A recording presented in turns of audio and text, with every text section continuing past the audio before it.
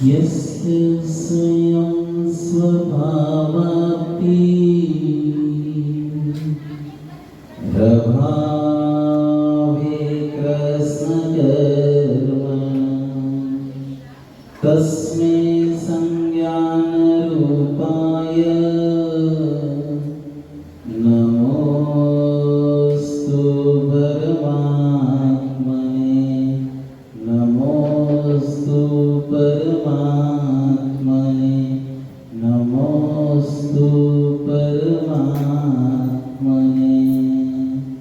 आदि ब्रह्मादिनाथ भगवान की अंतिम तीर्थेश्वर महावीर भगवान की परम पूज्य ज्येष्ठ आचार्य गुरु श्री अतिशय जी महाराज की परम पूज्य तीर्थ भक्त शिरोमणि आचार्य भगवान महावीर तीर्थ जी महाराज की परम पूज्य वत्सल रत्नाकर निमित्त ज्ञानी आचार्य गुरु श्री उमर सागर जी महाराज की तपोमूर्ति तपोमार्कन महामनाचार्य भगवान सन्मुक्ति सागर जी महाराज की भारत गौरव गणाधिपति गुरुदेव श्री दुंदु सागर जी महाराज की अभिष्यम ज्ञान के चतुर्पट्टाधीश एवं शिक्षा दीक्षा गुरु एवं प्राण श्रेष्ठ गुरु आचार्य गुरु श्री सागर जी गुरुदेव की जय। बोले वात्सल्य मूर्ति युवा रत्नातिशय योगी मनी श्री सुयत्न सागर जी महाराज जी की जय। लगातार धर्म की गंगा में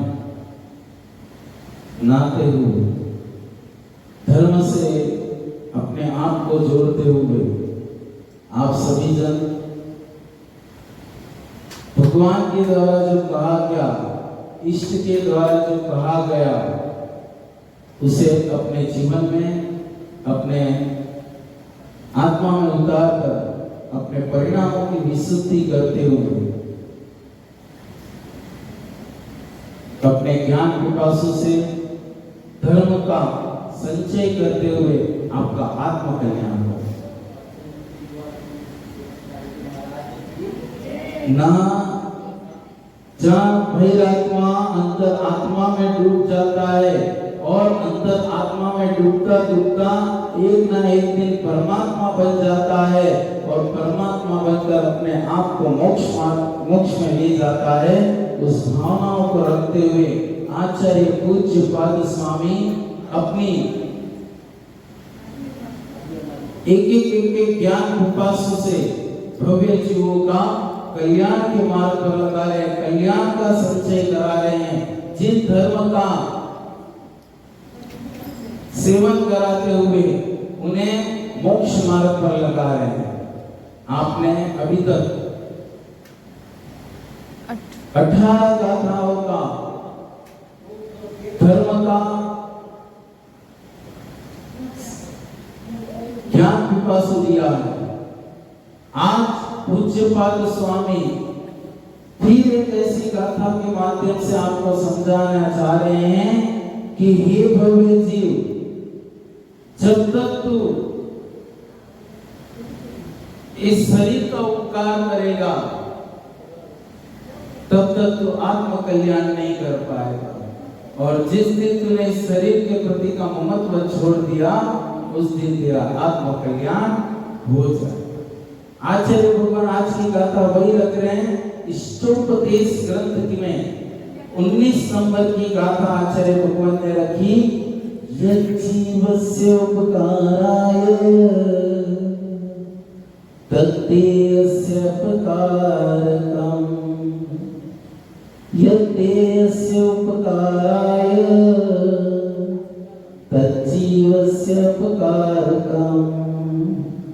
मतलब कि हे भव्य जीव, जब तक तू इस शरीर के उपकार में लगा रहेगा, जब तक तू इस शरीर का लालन पोषण करने में लगा रहेगा, जब तक तू इस शरीर की सेवा सुनता में लगा रहेगा, तब तक तू तेरा आत्म कल्याण कभी नहीं कर पाएगा।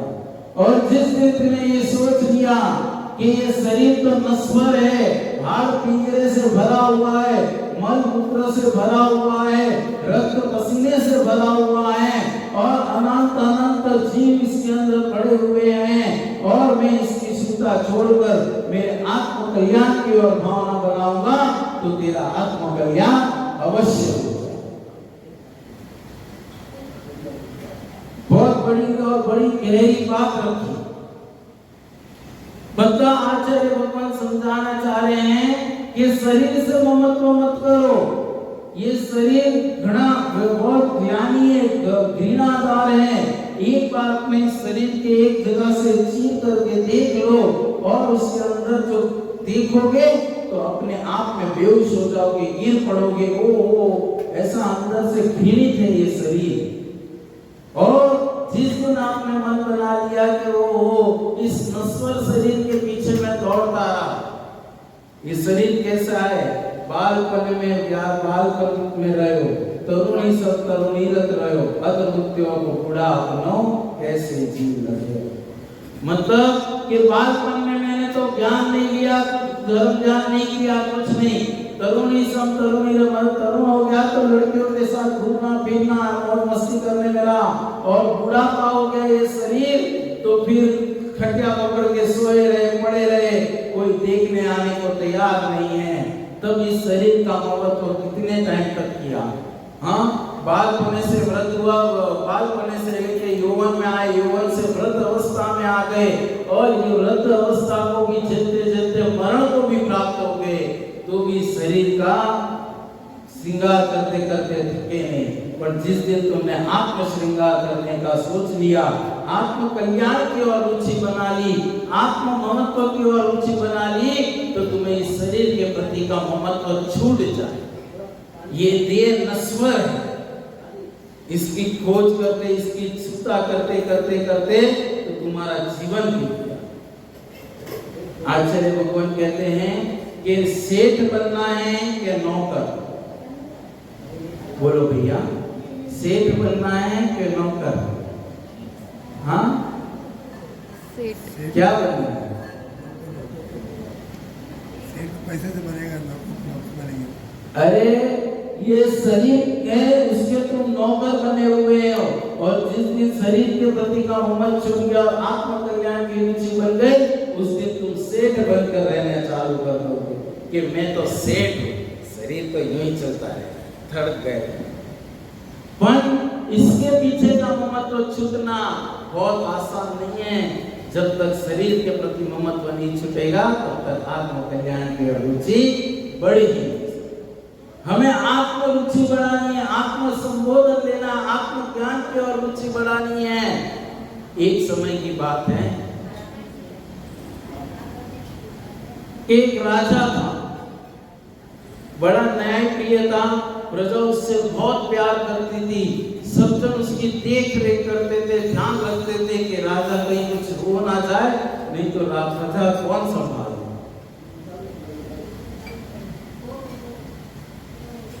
राजा एक दिन विचार करता है कि चलो कहीं यात्रा के लिए चलते हैं या कहीं घूम फिर आते हैं। रास्ते में जाते जाते उनके साथ कई प्रजा के लोग भी साथ चल दिए कि चलो राजा जा रहे हैं तो उनके साथ जाएंगे तो अच्छा लगेगा, राजा की शोभा। रास्ते में जाते जाते कई दूर तक पहुंच गए।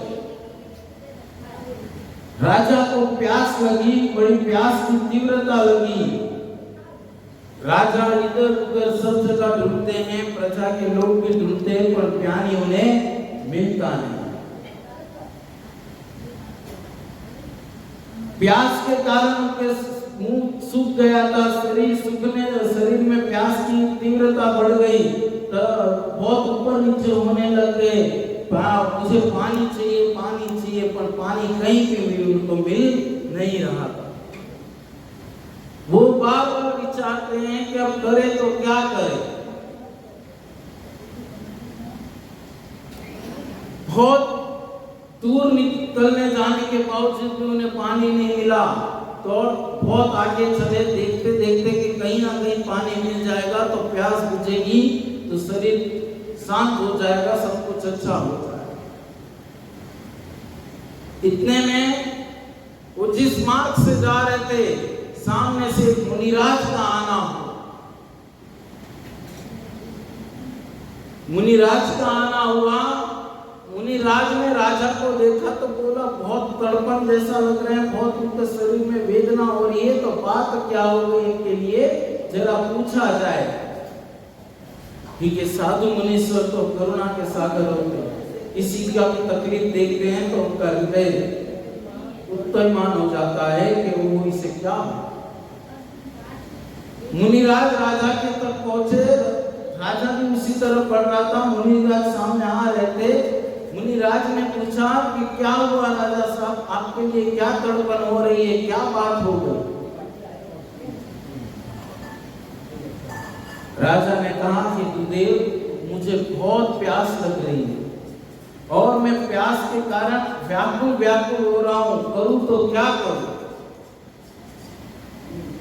मुनिराज ने कहा कि राजा श्री आप कितने दूर तक चल के आ गए? कि हम करीबन करीब 5-10 किलोमीटर तक चल के आ गया, हमें पानी कहीं नहीं मिला।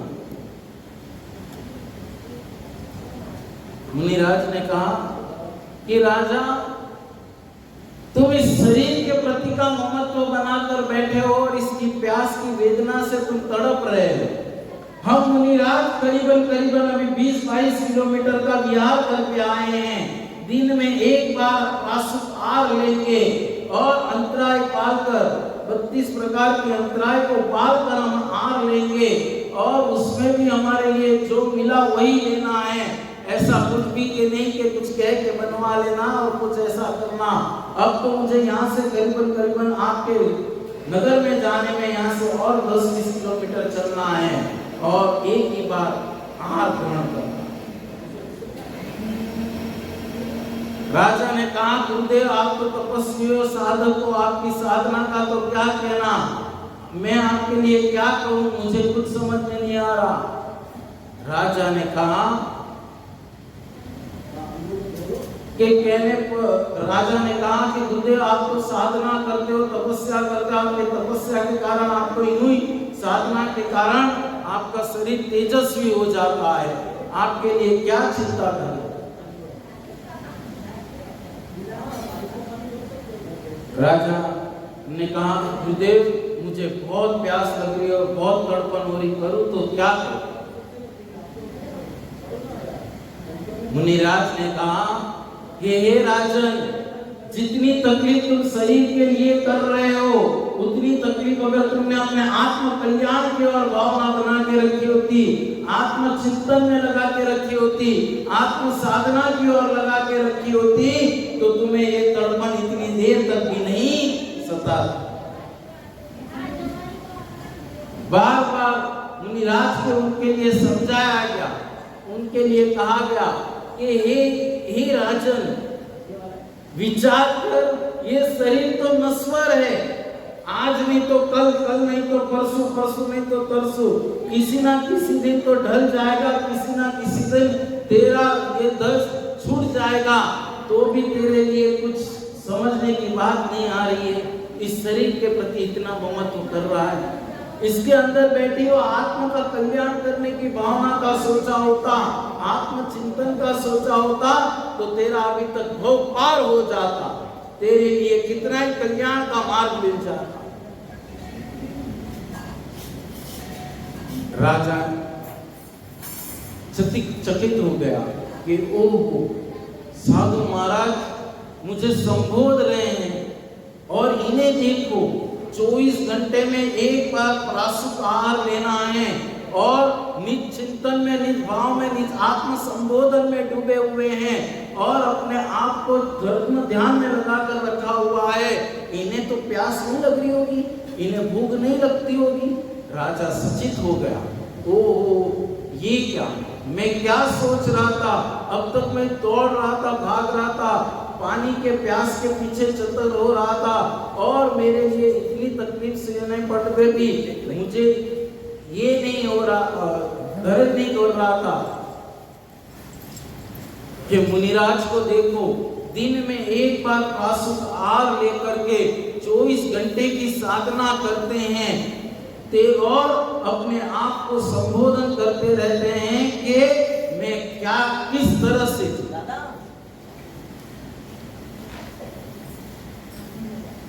कि धन्य है ये मुनिराज, धन्य है इनकी साधना कि 24 घंटे में एक बार प्राशुक आहार लेकर 23 घंटे साधना में लगे रहते हैं और मैं थोड़ी देर के लिए प्यास लगी और मैं इतना उतावला हो गया, इतना दौड़ा भागी कर ली।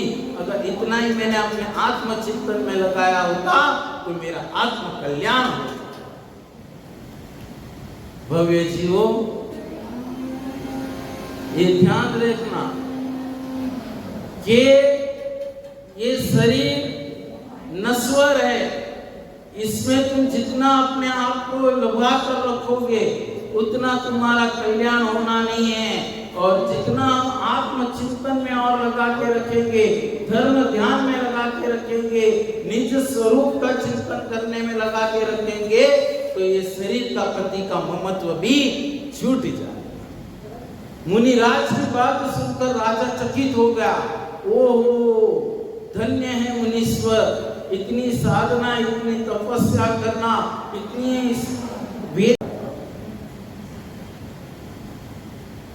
वेदना आती है, तकलीफें आती है, उन्हें सहन करना और स्वरूप में लीन रहना, तो कल्याण। कैसे कल्याण?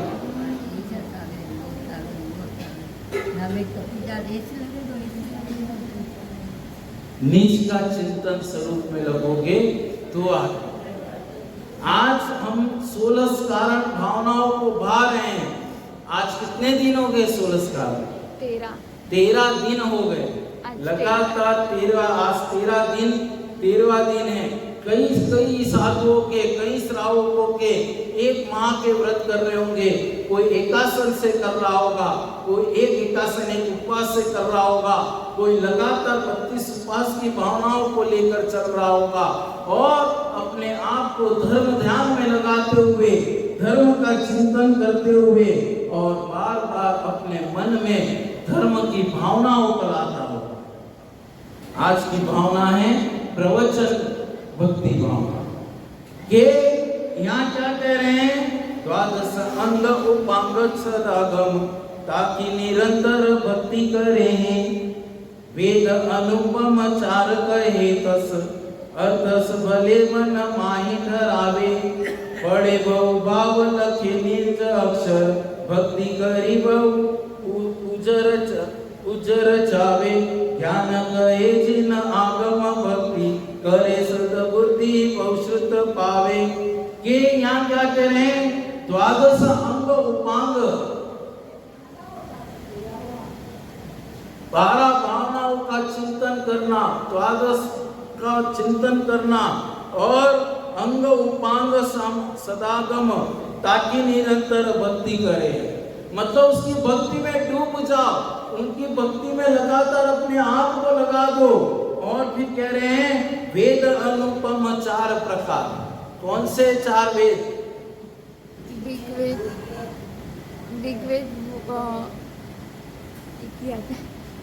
4 प्रकार के वेदों का ज्ञान कराने के लिए बात करते हैं।